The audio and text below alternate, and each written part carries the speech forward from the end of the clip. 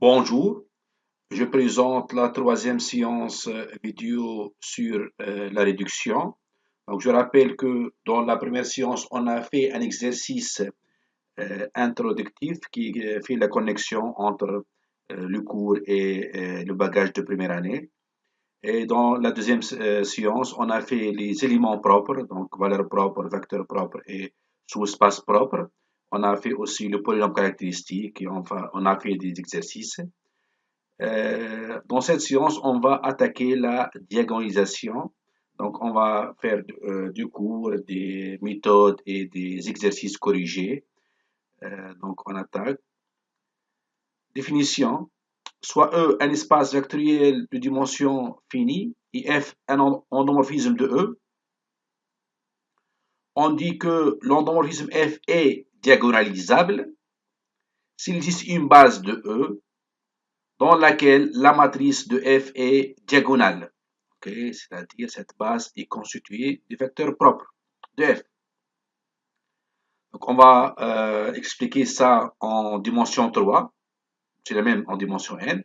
Donc soit dimension de E égale à 3, B une base quelconque de E, on a A égale la matrice dans B de F. Donc la matrice A n'est pas obligatoirement diagonalisable. Donc A est une matrice quelconque. On a F est diagonalisable. Donc il existe une base B' égale à V1, V2, V3 de E, formée par des vecteurs propres associés à des valeurs propres lambda 1, lambda 2 jusqu'à lambda 2 et lambda 3. Avec f de vk égale lambda k vk. On a donc D égale matrice dans B' de f, mais f de vk égale lambda k vk. Donc ici, f de v1 égale lambda 1 v1. Donc ici, le coordonnée de f de v1 selon la base B' est lambda 1, 0, 0. F de V2, c'est lambda 2, V2, donc 0, lambda 2, 0. F de V3, c'est 0, 0, lambda 3, donc c'est lambda 3, V3. Donc c'est une matrice diagonale. Okay? Donc ça, on peut écrire aussi diag de lambda 1, lambda 2, lambda 3. Donc c'est la même chose, écrit comme ça ou comme ça, c'est la même chose. Okay? Soit P la matrice de passage de B vers B'.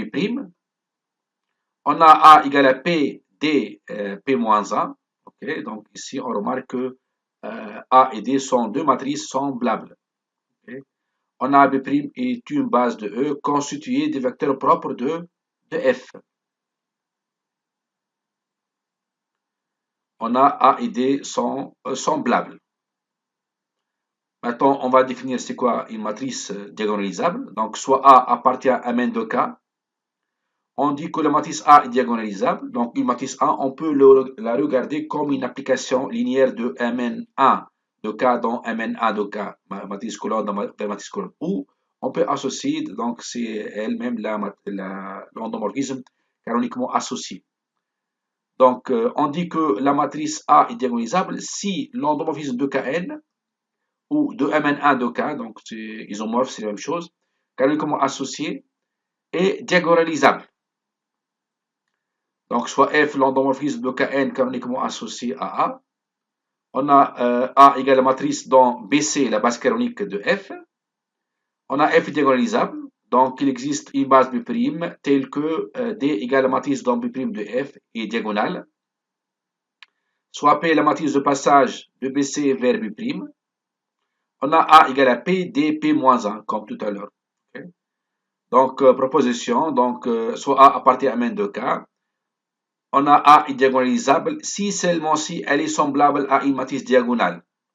C'est-à-dire, il existe P appartient à Jn de K, une matrice D diagonale telle que A égale à P, D, P-1. Donc, ça, c'est la démonstration qu'on a fait ici. Exemple 1. Soit dimension de E égale à N, F est une homothétie de E. Vérifie que l'endomorphisme F est diagonalisable. On a F est une homothétie de E. Qu'est-ce que ça veut dire homothétie? Donc, homothétie, c'est-à-dire il existe lambda appartient à K tel que F égale lambda l'identité de E. Okay? Donc, ici, tous les vecteurs non nuls sont des vecteurs propres. Okay? Okay, f de x égale lambda x, quel que soit x appartient à E. Soit B une base quelconque de E, on a matrice dans B de f égale lambda, lambda, lambda, c'est donc f de, par exemple, V1 égale lambda A, égale lambda V1, f de V2 égale lambda V2, etc. Donc c'est lambda, lambda, lambda, c'est une matrice diagonale. Okay, c'est lambda IN. Okay. Donc c'est une matrice diagonale, donc dans n'importe quelle base, donc f est diagonalisable. Okay, donc l'endomorphisme f est diagonalisable car on a donc la matrice de f dans n'importe quelle base est diagonale. Exercice 1, soit dimension de E égale à n et f un projecteur de E non trivial, c'est-à-dire f différent de 0 et f différent de l'identité. Donc on rappelle qu'un projecteur, c'est-à-dire f au carré égale à f, ou f rond f égale à f. Okay, mais ça, on n'a pas besoin maintenant. Vérifier que f est diagonalisable, déduire que trace de f égale à rond de f. Donc on a f un projecteur de E. On sait pour un projecteur, donc toujours on a E égale à im de f plus somme directe avec ker de f. Okay? Pour un projecteur, il faut se rappeler que E égale à im de f plus ker de f. Okay? On note R égale à rond de f. Rond de f, c'est les dimensions du im de f. On a d'après le théorème de rond, dimension de ker de f égale à n moins r. Okay? Car la dimension de im de f plus dimension de ker de f égale dimension de E. Okay? D'après le théorème de rond, ou d'après aussi cette somme directe, donc on peut directement dimension de E égale dimension de im de f plus dimension de ker de f, car la somme est directe aussi. Soit V1 jusqu'à VR, une base du MDF, puisque sa dimension égale à R, donc il admet une base qui comporte R éléments. Donc on sait pour un projecteur, si un X appartient à MDF, f de X égale à X. Donc ici, f de VK égale à VK. Okay? Car pour un projecteur, l'image d'un élément dans l'image est lui-même. Soit W1 jusqu'à Wn moins R, une base de ker de f. Donc, un élément dans lequel donc, son image est nulle. Et f de k égale à 0, quel que soit k entre a et n moins r. Donc, puisqu'on a une base de m de f, base de cœur de f, donc ici, puisque la somme est directe, E égale à somme directe de m de f plus cœur de f, donc la juxtaposition de deux bases, ça donne une base de E, appelée base adaptée à la décomposition E égale à im de f plus ker de f. Okay, donc, si on a même plusieurs sommes directes, donc si on a une base de chacun du sous-espace, donc la juxtaposition ou la réunion de tous les éléments, donc de toutes les bases forme une base de E appelée base adaptée à cette décomposition. Donc ici, on a cette base, et on rappelle que f de vk égale à vk, f de wk égale à 0. Donc dès la matrice de B dans F, donc égale, ici f de V1 c'est V1, ici 1 et les autres sont 0, jusqu'à f de VR, donc ici 0, 0, 1, les autres sont 0, et f de W1 c'est 0, donc tous sont nuls ici, et aussi tous sont nuls ici. Donc c'est une matrice diagonale qui comporte R0 et R1 et N moins R0. Donc c'est IR, et ici 0, N moins R, N moins R, matrice carrée, et ici 0, ici 0. Okay. Donc ici la taille R, ici la taille N moins R. Ça, c'est diag de 1, 1, R fois, et 0, 0, N moins R fois. Donc c'est une matrice diagonale. Ainsi, on a trouvé une base dans laquelle la matrice est diagonale de F, donc F est diagonalisable. Mais la trace de F est la trace de n'importe quelle matrice dans n'importe quelle base, de sa matrice dans n'importe quelle base, donc n'importe quelle trace de D. Donc trace de D, c'est 1 plus 1 plus 1. Donc la trace, c'est la somme des éléments diagonaux, c'est 1 plus 1 plus 1, R fois, plus 0 plus 0. Donc ça fait R. Ça est R égale à rang de F. Exercice 2. Donc, soit la matrice N, donc la matrice N est-elle diagonalisable? Deuxième question, soit A appartient à M de K, montrer que si A est diagonalisable, alors A carré l'est, et la réciproque est-elle vraie? Donc, la matrice N est triangulaire, on lit les valeurs propres sur les diagonales. Donc, les valeurs propres sont les termes diagonaux. Donc, spectre de N égale à 0, avec l'ordre de 0 égale à 2. Ici, on a 2 0. Supposons par l'absurde que N est diagonalisable. Donc, il existe P appartient à GL2 de K, matrice inversible, c'est-à-dire une matrice dite diagonale, mais dans la diagonale, on met les valeurs propres. Mais ici, les valeurs propres sont 0, ok, sont 2 0. Donc, ça égale à 0, 0, 0. Okay? C'est la matrice nulle. Telle que N égale à P dP moins 1. Donc, N égale à 0, car D égale à 0. Donc, P fois 0, ça fait 0. 0 fois P moins 1, ça fait 0. Matrice nulle. Donc, N égale à 0, c'est que est absurde. Donc, l'hypothèse est fausse. Donc, N n'est pas diagonalisable. Donc, N n'est pas diagonalisable. Maintenant, soit A appartient à M de K, montrer que si la matrice A est diagonalisable, alors A carré l'est, c'est-à-dire diagonalisable. La réciproque est-elle vraie? Okay? Donc, si A est diagonalisable, alors il existe P appartient à Gln de K et D est diagonale telle que A égale à P dP moins 1. Donc, si A carré égale à A fois A égale à P dP moins 1 fois P dP moins 1. Mais la multiplication des matrices est associative, donc on peut changer les parenthèses. Okay? Donc ça égale à PD fois P moins 1 fois P fois D fois P moins 1. Mais P moins 1 fois P égale à IN. IN, c'est l'élément neutre pour la multiplication des matrices. Donc ça égale à P D carré P moins 1. Mais le carré d'une matrice diagonale est diagonale. Donc D carré diagonale. Donc A carré est semblable à une matrice diagonale qui est D carré. Donc A carré est diagonalisable. La réciproque est fausse. Contre-exemple, on prend n égale à la matrice de la première question. On a n carré égale à 0, 0. C'est diagonalisable car elle est diagonale. Okay? Car elle est diagonale, donc elle est diagonalisable. Mais n n'est pas diagonalisable d'après la première question. Exercice 3. Donc, soit A appartient à M de K, une matrice diagonalisable dont les valeurs propres sont notées lambda 1 jusqu'à lambda n.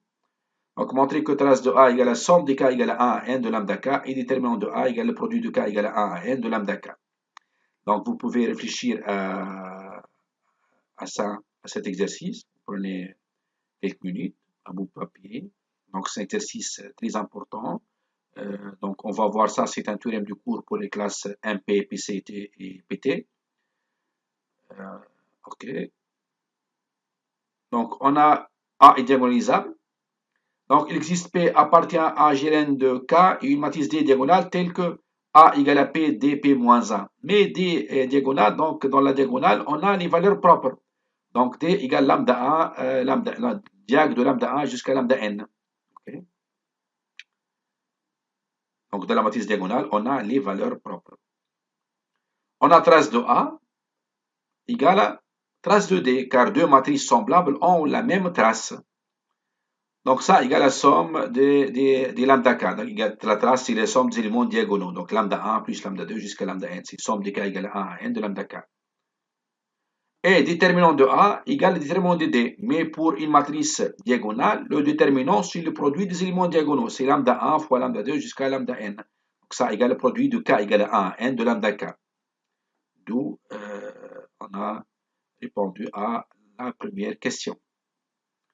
Deuxième question, montrer que si A est inversible, alors 0 n'appartient pas à spectre de A et A-1 est diagonalisable.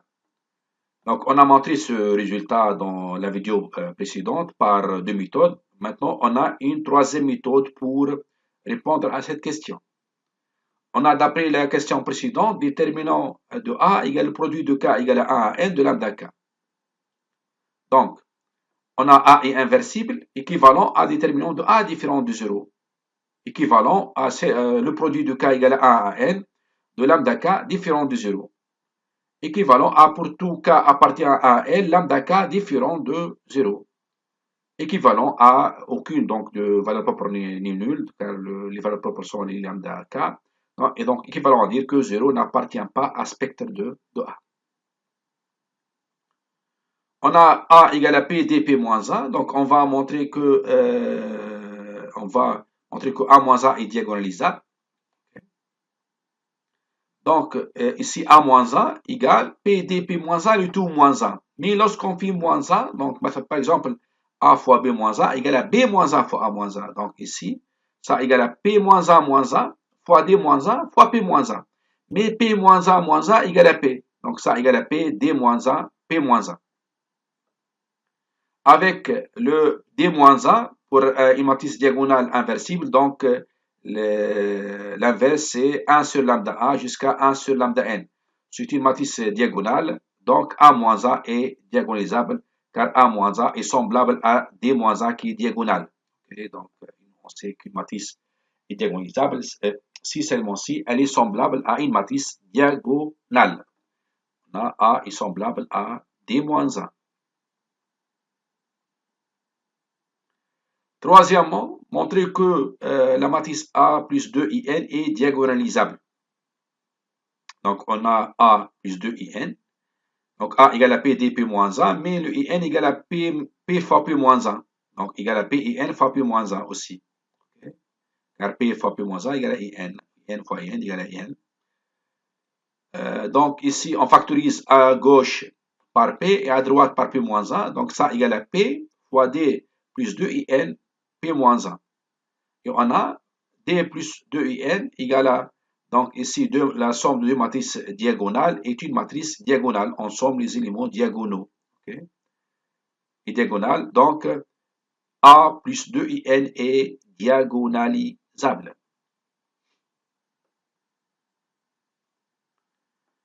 Proposition, on a trois critères de diagonalisation. Soit E, un espace vectoriel de dimension finie, et F, un endomorphisme de E. Les assertions suivantes sont équivalentes. Donc ici, on a équivalence entre ces propriétés. Donc l'endomorphisme F est diagonalisable. Ça équivalent à dire que la somme de dimension de E lambda de F avec lambda décrit du spectre de F égale à la dimension de E. Okay. Donc ça, c'est le premier critère. Okay. On calcule la dimension de E lambda 1 plus dimension de E lambda E jusqu'à valeur propre distincte, lambda appartient à spectre de F. On trouve dimension de E, donc F est diagonalisable. S'ils sont différents, bien sûr, par contraposé, F n'est pas diagonalisable. Deuxième critère, si F est scindé et pour tout lambda appartient à un spectre de F, on a dimension de E lambda de F égale à M lambda. Troisième critère, E égale la somme directe de E lambda de F, avec lambda appartient à un spectre de F. C'est la somme directe. Okay.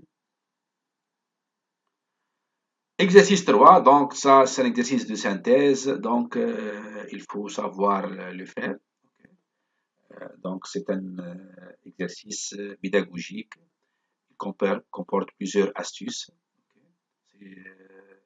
Se trouve souvent dans le concours de BG et SPST, mais aussi utile pour les classes MP.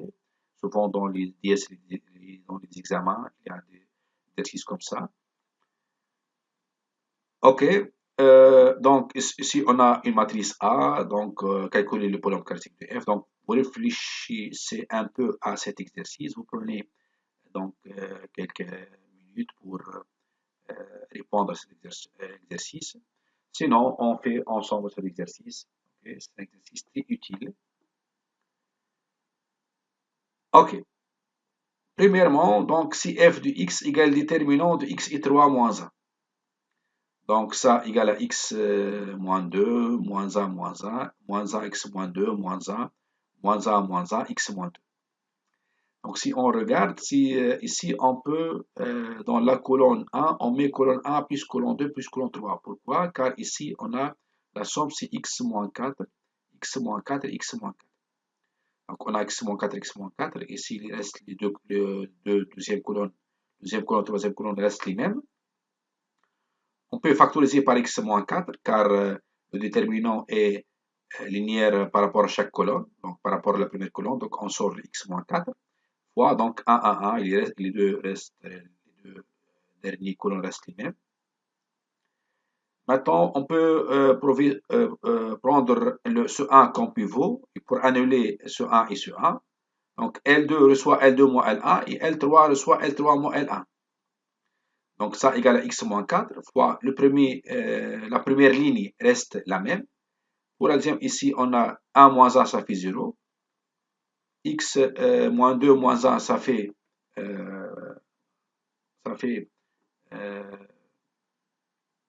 x moins 3. Moins 1 moins 1, ça fait 0. Donc ici, on a x moins 1, x moins 2 moins 1 plus 1, ça fait x moins 1. Okay, ça fait x moins 1. Ici, ça fait 0. Et dans l'autre, donc 1 moins 1, ça fait 0. Moins 1 plus 1, ça fait 0. Et x moins 2 moins 1 plus 1, ça fait x moins 1. Donc ça, c'est diagonal. Donc ça donne x moins 4 fois 1 fois x moins 1 fois x moins 1. Donc ça égale à x moins 4 fois x moins 1 au carré. Donc on a que f est scindé sur R.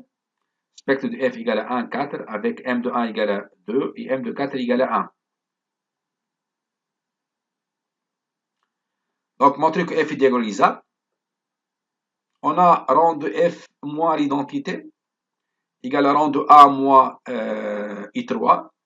Donc égale à rang de 1, 1, 1, 1. Donc 1, 1, 1, 1, 1, 1. Ça égale à 1. On a E1 de f égale à quart de f moins l'identité. Donc ici, d'après le théorème de rang, dimension de E1 de f égale à 3 moins rang de f moins l'identité. Égale à 3 moins 1, ça fait 2. On a 4 est une valeur propre simple, donc dimension de E4 de f égale à 1. On a donc dimension de E1 de f plus dimension de E4 de f égale à 2 plus 1, ça fait 3, égale dimension de M3 de 1 de R. Donc, d'après le premier critère qu'on a vu dans le théorème précédent, donc f est diagonalisable.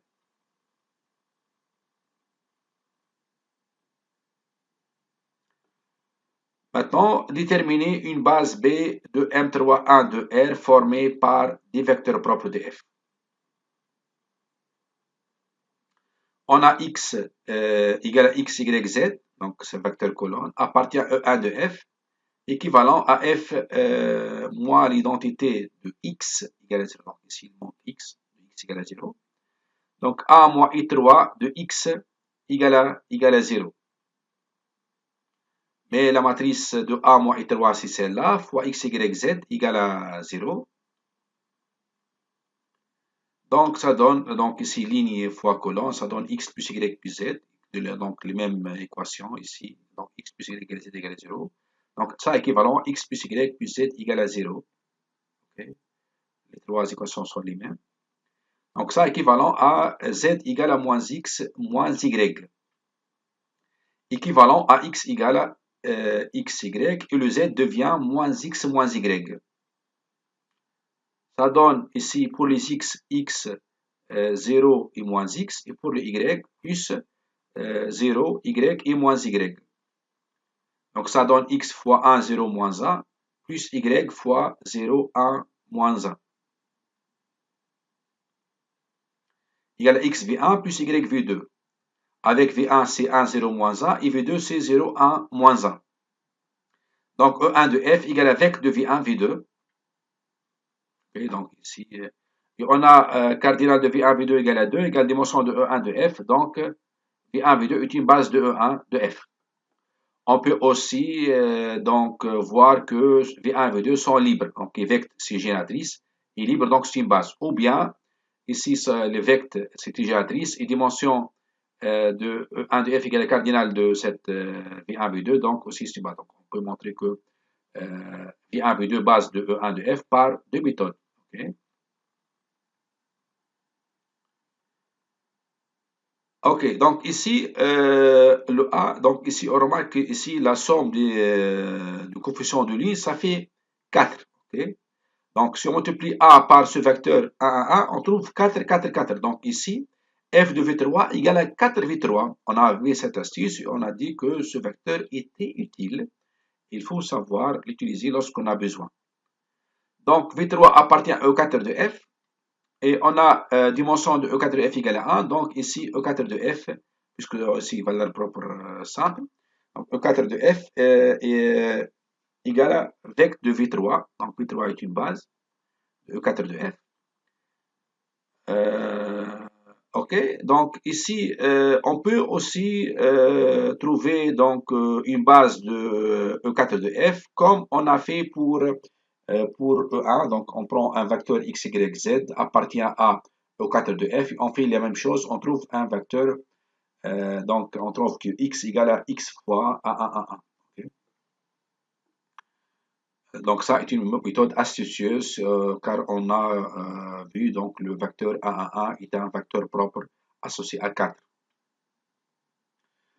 On a f idéalisable, donc M3 1 de f, ça c'est le troisième critère. M3 1 de R égale à E1 de f plus E4 de f.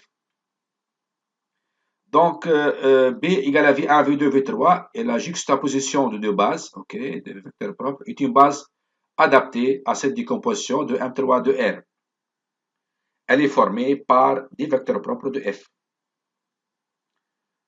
Donc on a BC égale à la base canonique, E1 qui est 1, 0, 0 et E2, 0, 1, 0, E3, 0, 0, 1. B c'est la base, nouvelle base de création. Donc donner P, la matrice de passage de BC vers B est déterminée P-1. Donc pour P, le passage de BC à B, c'est juste on écrit V1, V2, V3 dans la base canonique. Donc ça c'est E1 moins E3. Donc ici 1, 0, moins 1, 0, 1, moins 1 et 1, 1, 1. Okay, donc ici juste on écrit dans l'ordre V1, V2, V3 dans la base canonique. Okay, donc P c'est toujours très simple.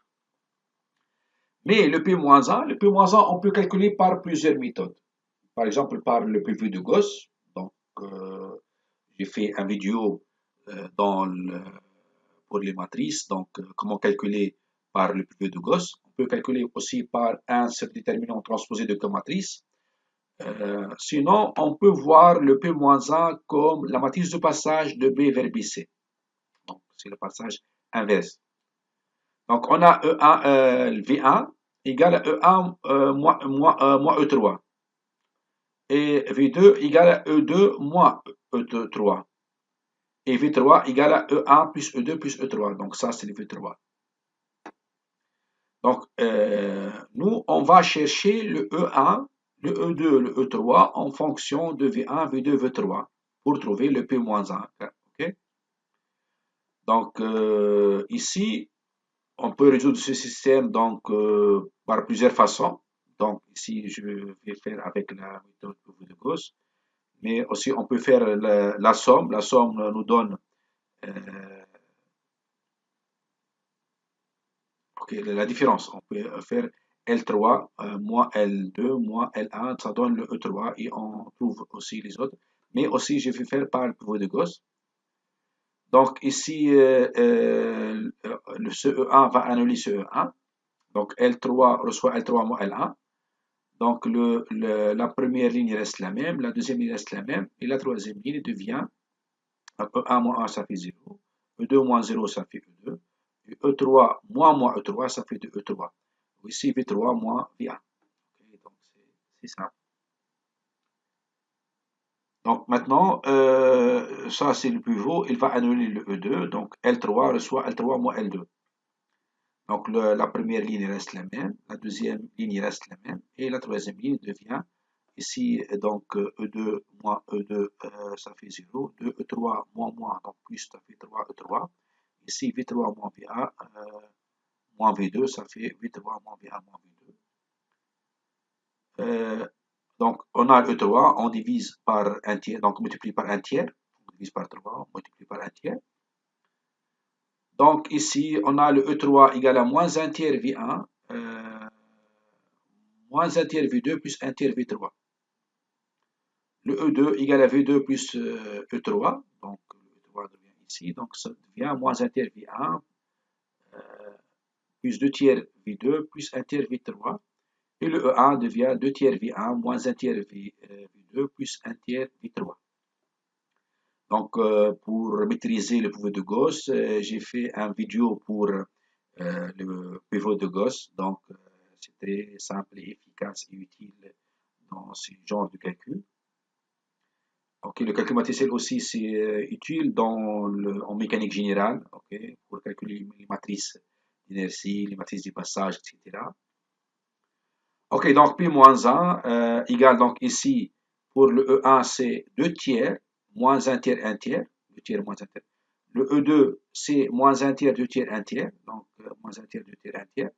Et le E3, c'est moins 1 tiers, moins 1 tiers et 1 tiers. Donc, il faut faire attention à l'ordre. On peut donc factoriser par 1 tiers, donc égal à 1 tiers fois cette matrice.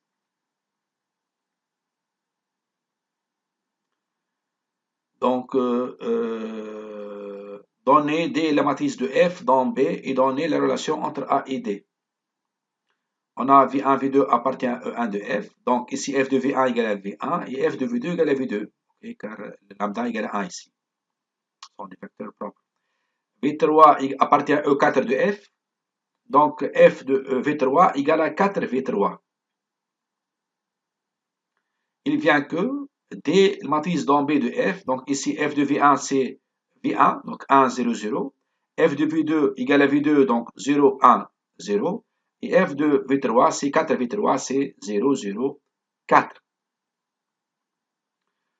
On a A égale à P, D, P-1. Donc, toujours, il faut faire attention. Donc, le P est très simple. Le P-1, c'est un peu difficile. Donc, la relation, c'est l'ancienne A égale à P, D, P-1. Mais aussi, si on multiplie à droite par P-1 et à gauche par P, on trouve que D égale à P-1 AP. Okay? Donc, toujours, il faut retenir cette relation okay, pour ne pas se tromper.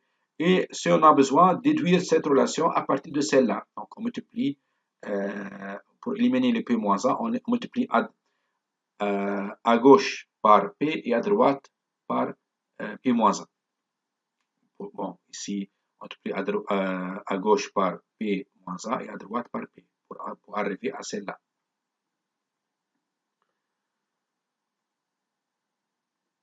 On a A égale à P dP-1. Ok, donc ici, pour tout n appartient à n, donner dn et déduire AN, exposant n. On a une matrice diagonale, donc d à la puissance n égale à, donc ici, 1 à la puissance n, 1 à la puissance 1, donc 4 à la puissance n. Donc ça, c'est dn est très simple. Donc la puissance d'une matrice diagonale, c'est très simple, juste on met les éléments diagonaux à la puissance n. On a A égale à P dP moins 1. Donc ici, AN égale à P D exposant NP moins 1. Donc on peut montrer ça par récurrence, mais ça, on peut le mettre directement si on n'a pas, si on ne demande pas, si on demande de montrer cette égalité, on la démontre par récurrence. Donc ici, A à la puissance N égale à P D à la puissance N fois P moins 1. Donc la multiplication de matrice ici, donc on multiplie ligne fois colonne, ça donne ici 1. Donc le calcul donne cette matrice. Maintenant, on a le P-1, on écrit P-1, donc ça égale à cette matrice. Okay. Donc le 1 tiers, il sort donc ici, on peut sortir le 1 tiers ici. Donc ça égale à 1 tiers fois donc cette matrice fois cette matrice. Donc ici, on multiplie ligne fois colonne, par exemple ici. 2 plus 4 à la puissance n. Okay. Donc 4 à la puissance n plus 2. Et ici, donc, pour ici, donc, moins 1 plus 4 à la puissance n, ou 4 à la puissance n moins 1. Ok, donc si on calcule celle-là et celle-là, ça, les autres, c'est de même chose. Pourquoi? Car ici, pour notre A, elle est symétrique. Ok, Donc, la A à la puissance n doit aussi être symétrique. Donc, ici, cette matrice, elle est symétrique. Donc, et la diagonale, c'est ici la même chose. Donc, ici, donc, on peut directement mettre sans terminer le calcul. OK?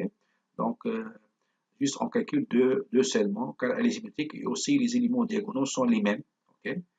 Donc, pour vérifier, donc, est-ce qu'on a ici bien calculé. Donc, pour n égale à 0, donc ici, 4 puissance 0, c'est 1. 1 plus 2, ça fait 3. 3 sur 3, ça fait 1. Ici, 4 à la puissance 0, c'est 1. 1 moins 1, 0. Donc, pour n égale à 0, on trouve I3. OK, la matrice I3. Et pour n égale à 1, on trouve le A. OK, A à la puissance A égale à 1. Si on remplace ici n par 1, on trouve A. Donc, trouver une matrice delta telle que delta carré égale à D, déduire une matrice B telle que B carré égale à A. Donc, pour trouver une matrice, donc on sait que le carré d'une matrice diagonale est diagonale. Donc, ici, il suffit de prendre racine de 1, racine de 1 et racine de 2 seulement. Donc, ici, on prend delta égale à 1, 1, 2, matrice diagonale. Donc, on a delta carré égale à 1 au carré, 1 au carré, 2 au carré. Donc, ça fait 1, 1, 4, diag de 1, 1, 4. Donc, ça fait D. Si on inspire de la question 6, donc ici, on pose B égale à P delta P moins 1. On a B carré égale à P delta carré P moins 1. Ça égale à P D P moins 1 égale à A. Donc, ici, le B carré égale à A. Okay, donc, c'est astucieux. Et cette question se trouve souvent dans plusieurs exercices de concours. Donc, ici, l'utilité de diagonalisation, ou bien on calcule les puissances d'une matrice, ou bien on calcule racine d'une matrice, ou même euh, racine nème ou racine pm d'une matrice. Okay. Maintenant, déterminer les trois suites réelles xn, yn et zn telles que x0 égale à y0 égale à z0 égale à 1 et pour tout n appartient à n, on a cette relation, donc les xn plus 1, yn plus 1, zn en fonction de xn, yn et zn. Maintenant, si on voit les xn, ça c'est un système, donc on prend la matrice de ce système, donc ici 2, 1, 1, donc 2, 1, 1. 1, 2, 1, c'est 1, 2, 1, donc 1, 1, 2. Donc ici, si on prend xn égale à grand xn égale à xn, y, n, z, n, on a xn plus 1 égale à a fois xn. Ok, donc ça c'est très simple, on a vu ça en première année. Et ça, c'est très classique. Donc, on peut faire le calcul pour voir ça si vous ne voyez pas. Okay, mais c'est très évident. Donc, xn plus 1 égale à xn. Il faut savoir lire la matrice ou un système, donner donc donner la matrice d'un système. Donc, ici, on a xn plus 1 égale à xn. Donc, ici, on peut montrer par récurrence aussi que xn égale à a exposant n x0. Okay, donc, ça aussi, on peut le montrer par récurrence, mais on ne nous demande pas de montrer, donc on peut l'utiliser directement. Okay, donc, xn égale à la puissance n x0, ça c'est dans votre programme. Donc, parmi les applications de la réduction, c'est de calculer donc, la puissance d'une matrice et l'utiliser dans les suites. Okay. Donc, ici, xn, y, n, z, n égale à a à la puissance n, donc ça c'est a à la puissance n, fois le facteur x0, c'est 1, 1, 1, ok, car x0, y0, z0 égale à 1. Donc ça égale, donc si on fait la multiplication, donc ici, on fait ici celle-là plus celle-là plus 4 fois 1, 1, donc ensemble les lignes. Ok, ok, donc ici, donc la multiplication de cette matrice par ce vecteur, ça donne les sommes des lignes. Okay, donc ici, on a 4n, plus 4n, plus 4n. Donc, ça fait 3, 4n sur 3. 2 moins 1, ça fait 0. Donc, il donne les mêmes choses. Donc, 4n, 4n, 4n. Okay. Ici, xn égale à 4n, yn égale à 4n, et zn égale à 4n. Et donc, pour tout n appartient à n, on a xn égale à yn égale à zn égale à 4n. Okay. Donc, cet exercice est simple et typique. Donc, ça se trouve dans les concours, surtout lorsqu'on a un problème de probabilité, par exemple dans le concours CCP ou le concours MP ou PC ou dans le concours BG aussi. Donc, il y a des problèmes qui portent sur les probabilités. Les calculs de probabilité revient à un calcul matriciel avec les suites comme ça. Donc, ok. Proposition. Cette proposition, elle est utile, mais elle a dans un seul sens. Si f admet n valeurs propres distinctes de Z2 avec n égale dimension de E, alors f est diagonalisable. Okay. Donc ici, puisque dimension de E égale à n, alors les valeurs propres sont simples, okay. Donc, puisqu'elles sont de deux distinctes.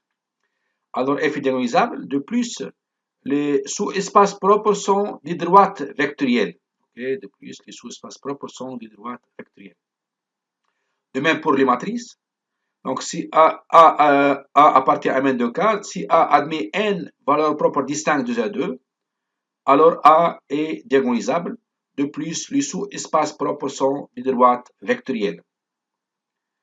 Bien sûr, ici, la réciproque est fausse. Donc, dans le théorème de précédent, donc, on a vu trois caractérisations, sont des équivalences. Mais ici, on a dans un seul sens. Okay? Donc, ici, la réciproque est fausse. Okay? Contre-exemple. Donc, par exemple, on a IN égale à ici 1, 1, 1, diagonale. Ok, c'est diagonalisable puisqu'elle est diagonale. IN diagonalisable car elle est diagonale. Et elle admet n valeurs propres égaux. Ok, ici les valeurs propres sont 1, 1, 1. Okay? Donc, on a un spectre de n égale à 1, mais l'ordre de 1 égale à n. Ok, donc ici, on a n valeurs propres égaux à 1. Exercice 4. Les matrices suivantes sont-elles diagonalisables et inversibles? Donc ici, on a ici trois matrices. Donc pour la première matrice A, donc ici, on a un spectre de A égale à 1, 2, 3. Pourquoi? Car la matrice est triangulaire. Si la matrice est triangulaire, on lit les valeurs propres sur la diagonale. Donc ici, le spectre, c'est 1, 2, 3. On a A appartient à M3 de R et elle possède trois valeurs propres distinctes de Z2. Donc elle est diagonalisable.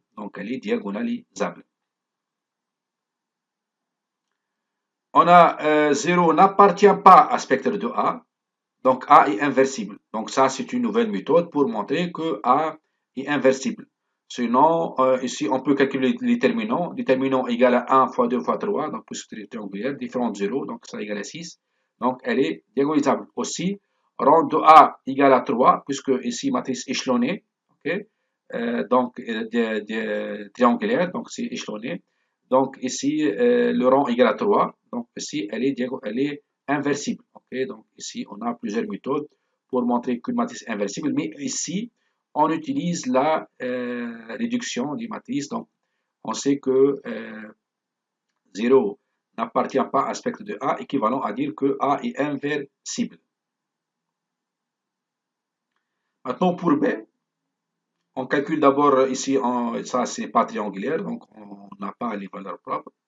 Donc, on calcule le XB de X, le polynôme caractéristique, égale déterminant de X et 3 moins B. Donc, ça égale à X moins 1, 1, 1, moins 7, X moins 2, 7, moins 1, 8 et X moins 1.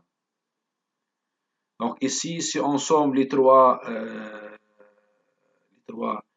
colonnes, donc on n'a pas donc, les mêmes choses. Okay? Donc, X moins 2 et X moins 1.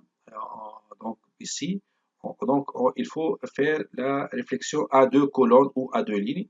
Et on regarde ici, il y a moins 7, ici, il y a 7. Donc, la somme, ça donne 0. Ici, si on somme la première colonne et la troisième colonne, on trouve x moins 2, 0, x moins 2. Donc, x moins 1 plus 1, ça fait x. Et 1 plus x moins 1, ça fait x. Donc x, 0, x. Donc ici, dans la colonne 1, on met colonne 1 plus colonne 3. Donc ça égale x. Ok, donc la première colonne, c'est x0, x. Ok, donc ici, on peut factoriser par x ou on peut aussi ne pas factoriser par x. Ok. Donc ici, pour éliminer ce x, il faut donc prendre ça comme pivot. Donc x moins x, ça fait 0. Donc ici, ligne 3 reçoit ligne 3 moins ligne 1. Okay. Donc ça donne x à 1. La première ligne ne change pas. La deuxième ligne ne change pas. Mais ici, x moins x, 0. 8 moins 1, ça fait 7. X moins 1 moins 1, ça fait x moins 2. Donc on développe suivant la première colonne, puisqu'on a ici 2 0. Donc ça donne x. Donc si b de x égale à x fois, ici on lève la première ligne et la première colonne, car on a développé suivant la première colonne. Donc il reste ici x moins 2, 7 et 7x moins 2. Donc ça égale à x fois x moins 2 au carré moins 7 au carré. Mais ça c'est un produit remarquable. Donc ça donne x fois x plus 5 fois x moins 9. Okay. X moins 2 plus 7, ça fait x plus 5. X moins 2 moins 7, ça fait x moins 9. Donc ici, xib égale à moins 5, 0, 9. On a B appartient à M3 de R, il possède 3 valeurs propres distinctes de Z2. Donc B est diagonalisable. On a 0 appartient à un spectre de B, donc B n'est pas inversible. Okay. On peut voir autrement que B n'est pas inversible, puisque ici on a la colonne 1 et la colonne 3 sont collinéaires. Donc cette colonne, c'est l'opposé de cette colonne. Okay. Mais ici, on utilise les valeurs propres et la réduction pour montrer que B n'est pas inversible, pour s'habituer au nouveau théorème. Maintenant, pour C, donc C, c'est une matrice triangulaire. On a un spectre de C égal à 1 et 3. Okay. Mais ici, avec le M de 1 égale à 1, un seul, et le M de 3 égale à 2. Donc le 3 se répète deux fois. Okay. On a rang de C moins 3 l'identité, égale à ici 1 moins 3, ça fait moins 2. 3 moins 3, ça fait 0. Et 3 moins 3, ça fait 0. Donc la matrice, c'est celle-là. Donc ici, cette matrice est échelonnée, donc son rang. Donc ici, donc, on peut éliminer, ça c'est 0, on peut l'éliminer. Donc ici, cette matrice, son rang égal à 2, car les deux premières lignes sont libres. Donc rang égal à 2. On a E3 de C égal à KR de C moins 3 et 3. Okay. Donc d'après le théorème de rang, on a dimension de E3 de C égale à 3 moins rang de C moins 3 et 3. Donc égal à 1. Donc différent de M3, la multiplicité de 3 qui est égale à 2. Donc C n'est pas diagonalisable. On a 0 n'appartient pas à spectre de C, donc le C est inversible. Donc on peut montrer autrement que c'est inversible par le déterminant ou par le rang, okay, déterminant non nul, mais ici toujours on utilise la réduction. Merci pour votre attention. Donc la prochaine séance pour la réduction, on va faire des problèmes du concours de CCP, okay, utile pour les MP et pour les PC et pour les technos. Je vais faire aussi une séance du concours de budget, okay, et aussi du concours de MINPON. Okay. Donc merci pour votre attention et à la prochaine séance.